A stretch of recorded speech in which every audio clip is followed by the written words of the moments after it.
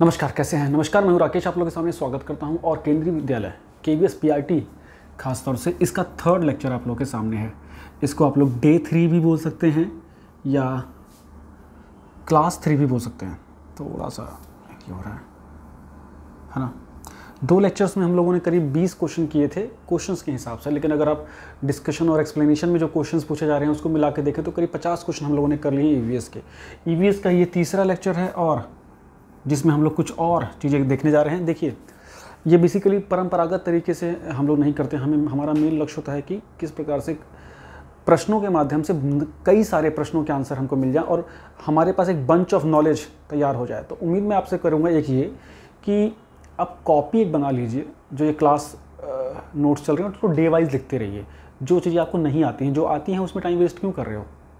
आप नोट्स अपने लिए बना रहे हो, दुनिया के लिए नहीं बना रहे हो। तो वही लिखिए जो जिसकी आपको नीड है ना, जो आपसे गलती हो गई या आपने पहली बार सुना है, बस मज़ा आ जाएगा आपको। चलिए चीज़ों को शुरू करते हैं। और ये क्वेश्चंस ऐसे हैं जो कि एक के साथ कई सारे ब्रांचेज में प्रिपरेशन को मज़ा देंगे। ब्रांचेज मतलब एक चीज़ आपने पढ़ी, उससे लिंकेज होकर कुछ और पढ़ा, उससे लिंकेज होकर कुछ और पढ़ा, ये फिर आपके एनालिटिक एबिलिटी को इम्प्रूव करता है। और KVS में जिस तरह की परीक्षा आती है, जिस तरह का पेपर आता है, ऐसी ही अप्रोच की नीड होती है। बिकॉज रट के आप कहाँ तक जाएंगे।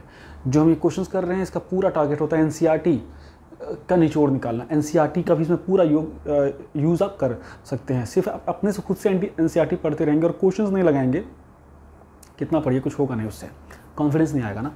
चलिए समय वेस्ट नहीं करते हैं। और ये पहला क्वेश्चन आपके स्क्रीन पे क्या दिख रहा है? ऐसा एक फैक्चुअल क्वेश्चन आजकल पेपर में पूछ लिए जाते हैं। ऐसे क्वेश्चन हैं जो आपको जल्दी देखने को नहीं मिलेंगे।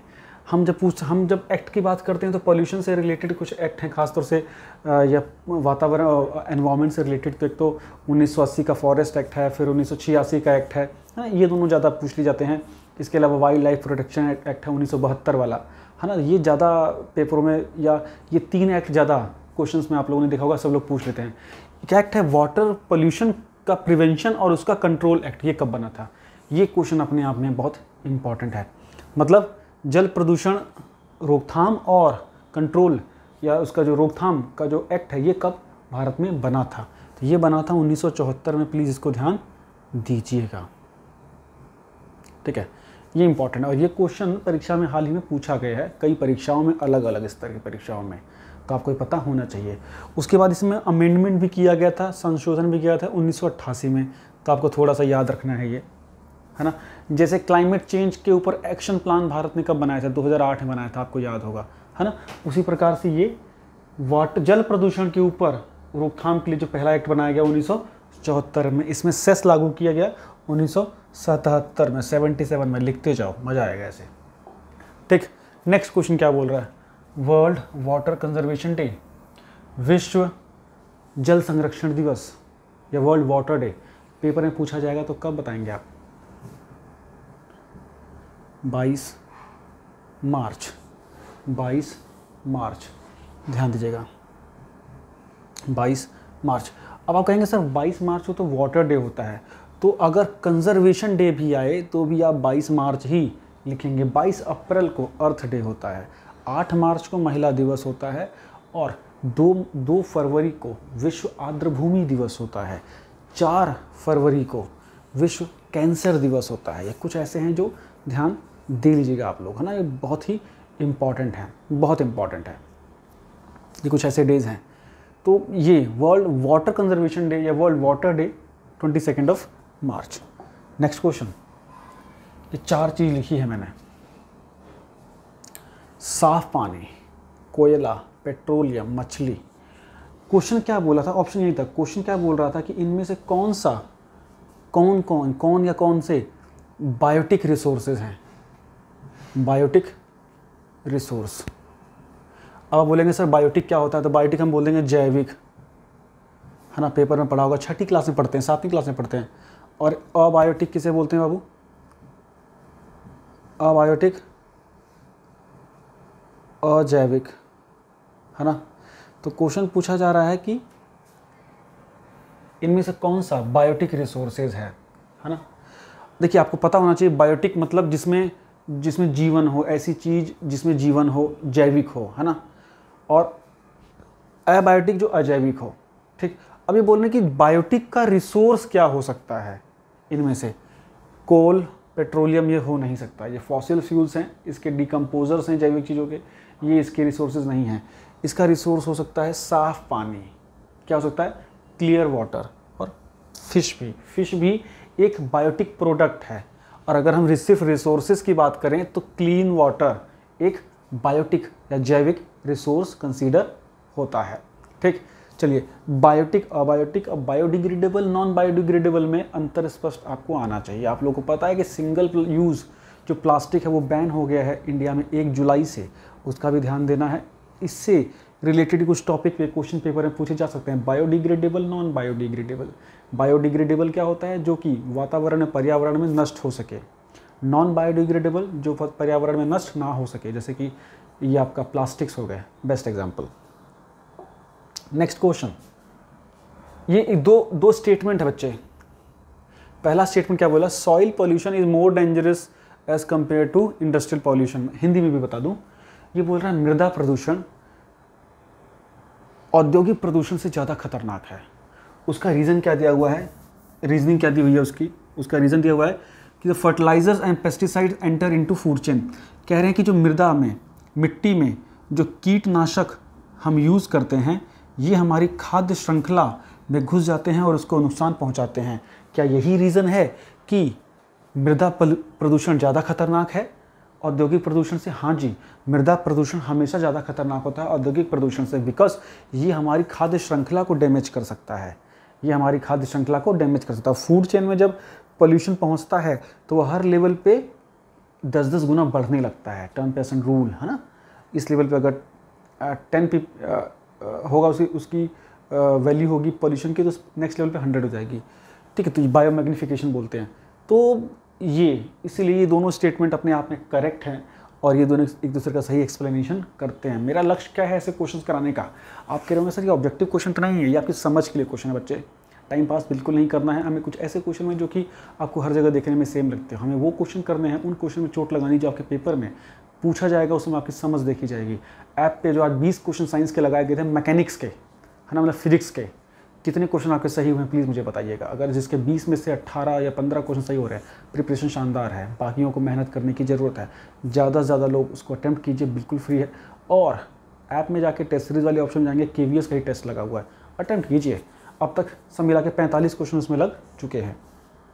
नेक्स्ट पॉइंट, ये 5 गैसेस लिखी हैं बेटे, है ना। कार्बन डाइऑक्साइड लिखा हुआ है, मैंने शॉर्ट फॉर्म लिखी, मैंने ये केमिकल फार्मूला लिख दिया। कार्बन मोनोऑक्साइड,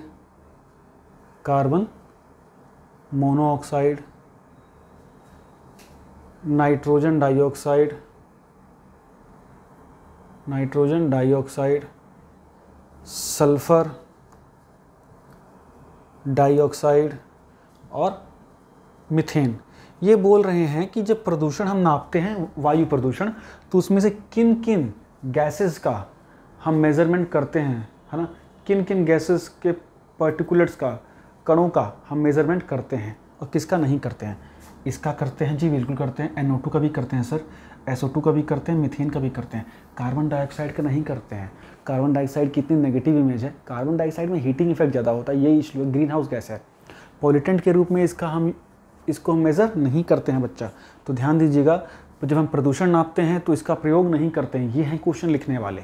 नेक्स्ट क्वेश्चन की ओर, नी नॉक सिंड्रोम, नी घुटने वाली, नी कट नी नॉकिंग होती है, नॉर्मली भी हो जाती है, हम लोग खाना पीना सही से नहीं खाते तो भी होती है, लेकिन एक नी नॉक सिंड्रोम होता है एक मिनरल की वजह से, एक पदार्थ की वजह से, और वो पोल्यूशन की वजह से पदार्थ जब हमारे शरीर में जाता है तो हमारे घुटनों में जगह पे वो कैल्शियम को डिपॉजिट कर देता है। वो पदार्थ है फ्लोरीन, है ना।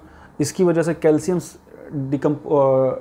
एक जगह पे अकुमुलेट हो जाता है और जिसकी वजह से नी नॉकिंग की प्रॉब्लम होती है। क्वेश्चन परीक्षा में कई बार पूछा जा चुका है। KVS को लेकर एनॉर्मस मैसेजेस हैं आपके, बहुत अच्छा लगा। रिप्लाईज में थोड़ा लेट हो रहा होगा, सॉरी उसके लिए, आप थोड़ा सा वेट कर लीजिएगा। 10 जुलाई से जो क्लासेस स्टार्ट हो रही हैं उसको लेकर ज़बरदस्त आप लोगों का मतलब एक क्या कैसे एंथुसियाज्म देखने को मिल रहा है। प्रिपरेशन करिए अच्छे से, सिलेक्शन हो जाएंगे। सेल्फ स्टडी हमेशा मैटर करेगी, चाहे कैसे ही पढ़िए, ठीक है। और ये क्वेश्चंस करा रहा हूँ ना क्लास वाले, ये मत देखिएगा कि ये आसानी से आपको उपलब्ध है तो कुछ भी इनकी वैल्यू नहीं होगी, वैल्यू करिए। नेक्स्ट क्वेश्चन, अब देखिए कुछ चीज़ें लिखी हुई हैं। आर्सेनिक, ये कुछ खतरनाक तत्व लिखे हुए हैं, एलिमेंट लिखे हुए हैं जो कि पोल्यूशन फैलाते हैं। Sorbitol, fluoride, formaldehyde, uranium. Question क्या बोल रहा है कि इनमें से कौन कौन से पदार्थों की वजह से पानी में एक प्रकार से पोल्यूशन होता है और वो ह्यूमन हेल्थ को अफेक्ट करता है। निम्नलिखित में से कौन कौन से पदार्थ हमारे शरीर, मानव शरीर को अफेक्ट करते हैं जब हमें पानी के थ्रू मिल जाता है तो। पानी में इनमें से कौन कौन से पदार्थ हैं? आर्सेनिक का नाम सुना होगा, फ्लोराइड का और यूरेनियम। ये 3 ऐसे एलिमेंट हैं, तत्व हैं जो कि पानी में मिलकर हमारे शरीर में पहुंचते हैं तो बहुत सारी बीमारियों को जन्म देते हैं। आर्सेनिक, यूरेनियम कैंसर का बहुत बड़ा कारण माने जाते हैं। ठीक है, तो इन तीनों को ध्यान दीजिएगा। सॉर्बिटोल और फॉर्मेल्डिहाइड ये पोल्यूशन नहीं क्रिएट करते हैं। आर्सेनिक, फ्लोरीन और यूरेनियम पानी में भयंकर पोल्यूशन क्रिएट करते हैं। समय समय पर आपने बोलेंगे क्वेश्चंस देखे होंगे, क्वेश्चंस कैसे भी हो सकता है, आने दो, हम उड़ा देंगे इसको। कंसेप्ट तैयार करना आपको। Next question, indoor air pollutant. बहुत सारी गैसें होती हैं जो बाहर में पॉल्यूशन होते हैं। एक खास गैस होती है जिसको इंडोर, अंदर मतलब कवर्ड जगह के अंदर वो गैस जो है पॉल्यूशन करती है। वो गैस ऑडरलेस होती है, कलरलेस भी होती है और उस गैस का नाम है radon gas. Radon gas, radon gas. ये पीडीएफ दे दूंगा टेलीग्राम ग्रुप में। टेलीग्राम ग्रुप में पिछले लेक्चर की ऑलरेडी पीडीएफ दी जा चुकी है। टेलीग्राम ग्रुप से नहीं जुड़े तो जुड़ जाइएगा फटाफट। ऐप को इंस्टॉल नहीं किया तो ज़रूर कर लीजिए ऐप को इंस्टॉल, बहुत फ़ायदा आपका होने वाला है। ठीक, नेक्स्ट पॉइंट, ऐप का नाम है ऐप का नाम क्या है? एम कीर्ति। अच्छा, जो हमारा UP SSC वाला चैनल है उसका नाम एम कीर्ति UP SSC रख दिया, बिकॉज UP SSC सर्च करने को जल्दी मिल नहीं रहा लोगों को। तो एम कीर्ति UP SSC पेट एग्जाम कर दिया, उस पर लेक्चर आया है, देखिएगा ज़बरदस्त क्वेश्चन आए हैं। बायो रेमेडिफिकेशन क्या होता है? ये पेपर में क्वेश्चन आता है। ये टॉपिक क्या है? रेमेडिफिकेशन मतलब उपचार,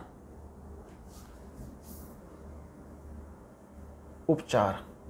बायो मतलब जैविक, तो जैविक उपचार हिंदी मतलब ये होता है। ये क्या होता है कि जो हमारा एनवायरनमेंट जो पोल्यूटेड हो गया, जो टॉक्सिक हो गया, उसका डिटॉक्सिफिकेशन करना प्राकृतिक तरीके से बायो रेमेडिफिकेशन कहलाता है। जैसे आप कहते हैं ना कि बहता हुआ पानी अपने आप साफ़ हो जाता है, कहीं पे पानी गंदा है धीरे धीरे पानी अपने आप क्लीन अप होता रहता है, उसी को बायो रेमेडिफिकेशन बोलते हैं। मतलब जब पर्यावरण अपने आप अपने कुछ सूक्ष्म जीवों की मदद से, है ना, अपने को प्योर करे, है ना, अपने को शुद्धिकरण की ओर जाए तो उसको बायो रेमेडिफिकेशन कहते हैं। मतलब खुद से, प्रकृति खुद से जब अपना उपचार करती है, डिटॉक्स करना। ठीक है, नेक्स्ट पॉइंट, MIC। ये बहुत इजी क्वेश्चन है, पेपर में आता है। भोपाल गैस कांड हुआ था 1984 में, जिसमें MIC गैस लीक हुई थी, है ना, मिथाइल आइसोसाइनाइड। क्या नाम था? Methyl isocyanide. इस गैस को याद रखना भाई, 1984 में ये गैस लीक हुई थी। बहुत आसान है क्वेश्चन पेपर में, लेकिन 1000 बार पूछ लेते हैं तो मिस नहीं करना, है ना, इजी भी याद रखना आपको। नेक्स्ट है ग्रीन मफलर। क्या है? ग्रीन मफलर जुड़ा हुआ है ध्वनि प्रदूषण को घटाने से लेके, ध्वनि प्रदूषण से जुड़ा हुआ एक कंसेप्ट है जिसके अंतर्गत सड़कों के किनारे हरे पेड़ लगाए जाएं जिससे ध्वनि प्रदूषण को रिलीफ मिल सके। जहाँ पेड़ होते हैं ना तो पेड़ एब्जॉर्ब करते हैं नॉइज़ पोल्यूशन को, तो उस कंसेप्ट को ग्रीन मफलर बोला जाता है। बहुत बार पेपर में आया हुआ है, बच्चे लोग को ग्रीन मफलर क्या है यार, ये है ना, समझ नहीं पाते। नॉइज़ पोल्यूशन से रिलेटेड है बच्चा। ग्रीन मफलर सब लोग सोचेंगे ग्रीन बेल्ट का इंक्रीज़ कर दो एयर पोल्यूशन, नहीं, नॉइज़ पोल्यूशन है बच्चा। ठीक, इसीलिए आप लोगों ने सब देखा होगा सड़कों के साथ ये ग्रीन बेल्ट बनती हैं। नेक्स्ट पॉइंट, फ्लाई ऐश, राख। किस पदार्थ के जलने से फ्लाई ऐश का निर्माण होता है? किस पदार्थ के कंबशन से? कोल के, कोयला, कोयले के कंबशन से फ्लाई ऐश का निर्माण हो जाता है, याद रखिएगा। अब ये इंडस्ट्री है बच्चा, 4 इंडस्ट्री दी हुई हैं। Leather industry, paper industry, rayon जो सुतली जो रस्सियाँ बनती हैं, और टेक्सटाइल। इन 4 इंडस्ट्रियों में से सबसे ज़्यादा केमिकल एफिलेंट, मतलब रासायनिक अपशिष्ट है ना, मतलब केमिकल गंदगी सबसे ज़्यादा किस इंडस्ट्री में निकलती है ना। केमिकल एफ्लुएंट वाले ट्रीटमेंट प्लांट भी होते हैं, है ना, कि भाई जो केमिकल निकला है इसको ट्रीट करके तब पानी डाला जाए। मतलब सबसे ज़्यादा केमिकल कचरा किस इंडस्ट्री में निकलता है? लेदर इंडस्ट्री में, कानपुर में। इसीलिए तो गंगा जी इतनी ज़्यादा गंदी है ना। लेदर इंडस्ट्री, ध्यान दीजिएगा। ये हाँ, अच्छे क्वेश्चन कैसे लगे? लेक्चर्स के ऊपर नज़र बनाए रखिए, बढ़िया से पढ़ते रहिए। कौन दुनिया में क्या कर रहा है कुछ मत सोचिए, अच्छे क्वेश्चन करिए, सिर्फ अच्छे क्वेश्चन करिए। अच्छे क्वेश्चन के नाम पे सिर्फ टाइम पास मत करिए कि ये क्वेश्चन तो सारे आते थे मेरे को। जहाँ आपको क्वेश्चन नहीं आ रहे ना, वो आपके फ़ायदे का लेक्चर है, ठीक है। बाकी मौज लीजिए, प्रिपरेशन करिए, ज़्यादा कुछ समस्या नहीं है, सिलेक्शन हो जाएगा, चिंता वाली बात नहीं है। चैनल में पहली बार आए तो सब्सक्राइब कर दीजिएगा। जो आपके दोस्त KVS को प्रिपेयर करें, भेजिए उन तक की लेक्चर, फ़ायदा होगा। Thank you so much, bye bye.